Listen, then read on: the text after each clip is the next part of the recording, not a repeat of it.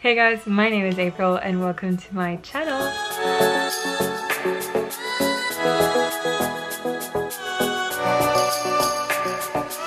Today I just felt like sitting down and talking to you guys about my recent trip to Japan. Hopefully this will help you with whatever travel plans you have, may it be to another country, may it be to Japan as well. Maybe you just feel like there is no chance that you can travel, but I'm just here to reassure you that it is doable.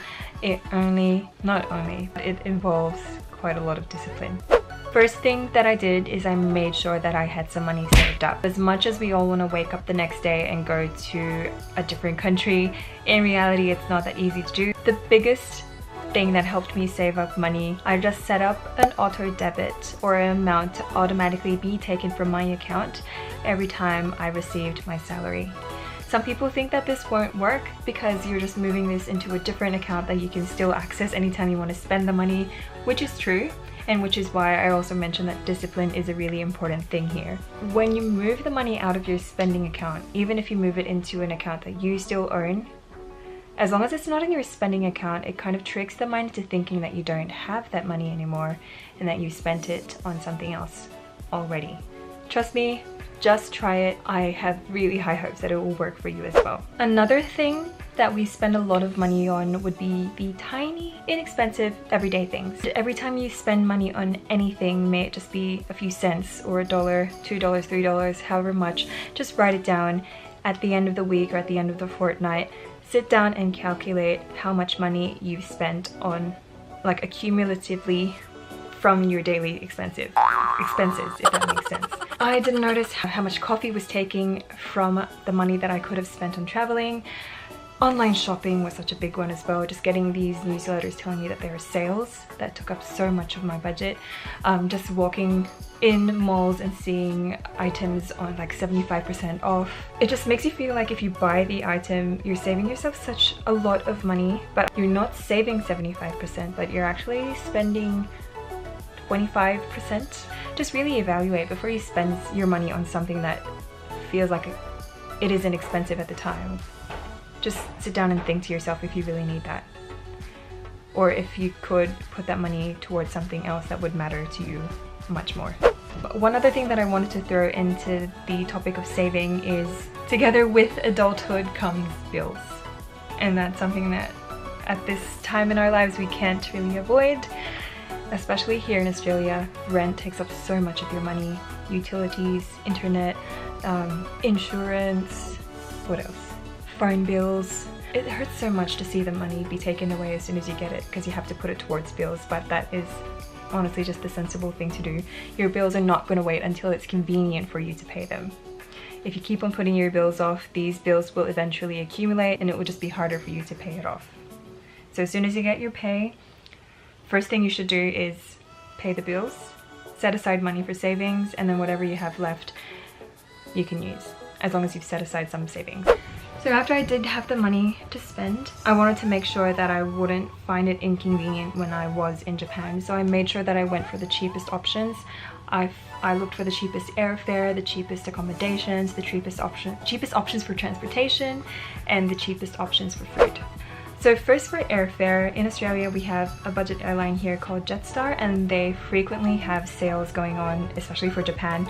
I bought my return tickets for $460, which is pretty cheap considering I'm in Australia. There are other budget airlines that I've heard of, like AirAsia for example, Super Pacific in the Philippines, whichever country you're watching this video from, I hope that you have a budget airline there as well. Sign up to their newsletter so that you'll know whenever they do have any sales going on. But another thing you could do is you could go onto websites like Skyscanner. So Skyscanner has the option for you to look for flights based on the cheapest available fare, I think in the whole year, I'm assuming. So this is helpful if your travel dates are flexible. So Skyscanner will bring up the month wherein they can find the cheapest flights at the time you were searching for it, and then they would show you how much each day would cost. Like Monday could be like $180, Tuesday could be like $400, so you have the option to choose from there. But it's just a matter of doing your research, and if something still feels like it's a bit too expensive, maybe hold off for a bit, wait to see if because like tomorrow there could be a sale and you might have already bought your ticket. So yeah, just try to hold off until you find cheap airfare. Next thing, for accommodations, I'd say like 80% of the places I stayed at were hostels. So I was sharing rooms with other people. I'd be sharing the bathroom with other people, sharing the shower, sharing the kitchen. But generally almost anything is shared except for the bed itself. These are usually, of course, the cheapest options available. I booked most of these through Agoda. So Agoda, they usually, I don't know how you pronounce it, is it Agoda? But they usually, like for every single place that I booked, there was some sort of discount on top of the original price, which was all I wanted to get. Another thing when I was booking my accommodations is I didn't have the money to spend right away on all these places that I was booking, because this again is worth 3 weeks of accommodation, and I wanted to go to Japan feeling like I had quite a bit of money with me just in case something happened and I needed it. So on Agoda, they have an option which allows you to book now and pay later. So the room or the bed will already be booked under your name, but you won't be charged until a few days before your check-in date. Okay. You have to take note though, if you go for this option, there could be a slight difference in price. So it could be a bit higher than it usually was, or it could be a bit lower. And I'm thinking that this is depending on the exchange rate at the time that the money is taken out from your account.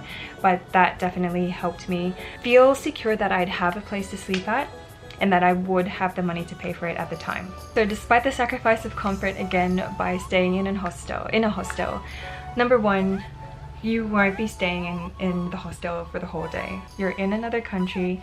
As much as possible, you'd obviously want to be outside, trying to see as many places as possible. Okay, so it just makes sense that you spend the least amount of money on your accommodation, as long as you just have a room to sleep in or a roof to sleep under, and everything, like, it's generally safe as well. Of course, that's something you want to consider. It's definitely just worth sacrificing the comfort. Good thing with the hostel, with being in a hostel, and this again is coming from someone who is extremely awkward in social situations. Like, I suck at small talk. It's such a difficult thing for me, but I managed to make friends. So I got to meet new people from other countries that I would not have been able to meet if I went for a private hotel.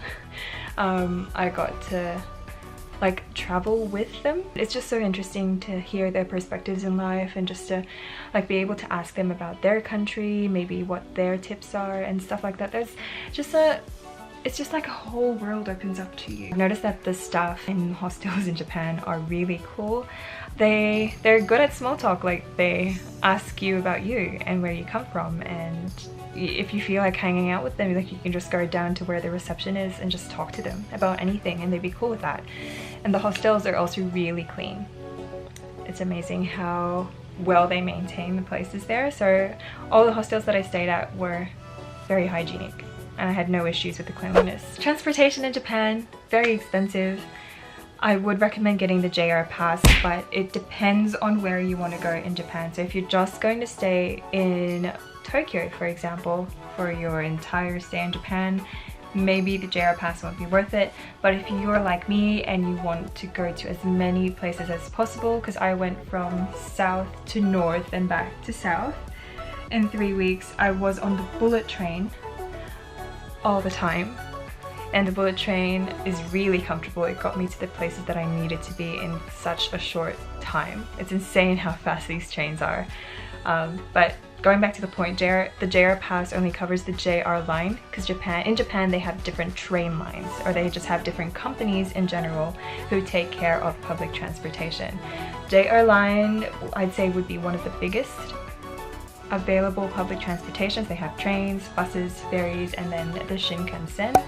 I'd recommend going on to like a website and just reading about the JR pass and what this does cover. I'd highly recommend planning on where you want to go in Japan. As soon as you have like a rough layout of the places you want to go to, download an application called Hyperdia. So I'll just insert the icon for the application right here.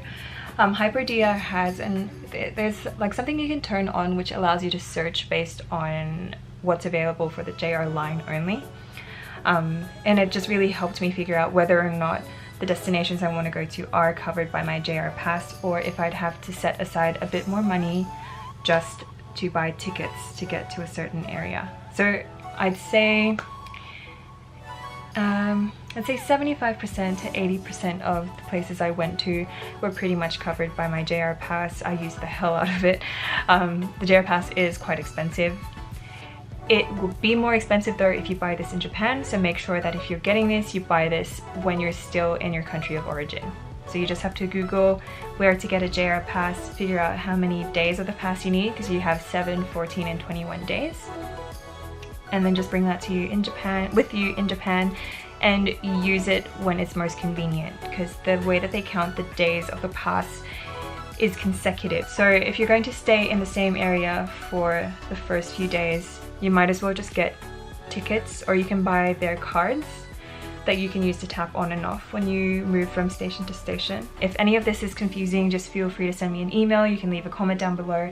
I'll do my best to help you and help you figure out whether or not it's worthy to get the JR Pass. Food is really expensive, so if you wanted to dine every day outside, it is going to cost you quite a lot. The good thing about Japan though is there are still cheap options for food. First thing is you could just go to a convenience store, or what they call a konbini. And in Japan, they have just so many convenience stores. Like, there'd be one convenience store here, and across the road there'd be another convenience store. The major ones are 7-Eleven, Family Mart. They also have Lawson. And these convenience stores just have anything, literally anything that you need. I bought a lot of my meals from the convenience stores because they'd have proper meals that are fresh, that you can just ask them to heat up for you, and they actually taste really good as well. So I didn't have food from the convenience store every single day. I also went to restaurants, but I usually would try to scout as much as possible. So if I could keep my hunger down, I'd walk around until I find one of the cheapest places possible, and then I'd eat there. Another thing you can do is, if you're a good cook, then go to a grocery store, buy ingredients, cook your own food. That's gonna save you money as well. Okay, we're done. Okay, so these are all tips on how to travel abroad, even if you're a full-time student, based on my personal experience. If you guys have your own personal experiences that you think would help others travel on a budget as well, feel free to leave your comments down below. If there's anything that I forgot to mention, feel free to ask me down below, or just give your advice. Help people realize that it's not impossible to save up money and go to your dream destination. It just, again, involves discipline, just really sitting down and looking at the money that you spend every day, just figuring out whether or not it's actually something that you need to spend money on at the time. Thank you so much guys for dropping by. I really appreciate you watching this video here. If you did like it, please don't forget to hit the like button. Please don't forget to hit the like button, not the liked button. And if you're not subscribed yet, please subscribe to my channel. I hope to see you in my next one. Bye!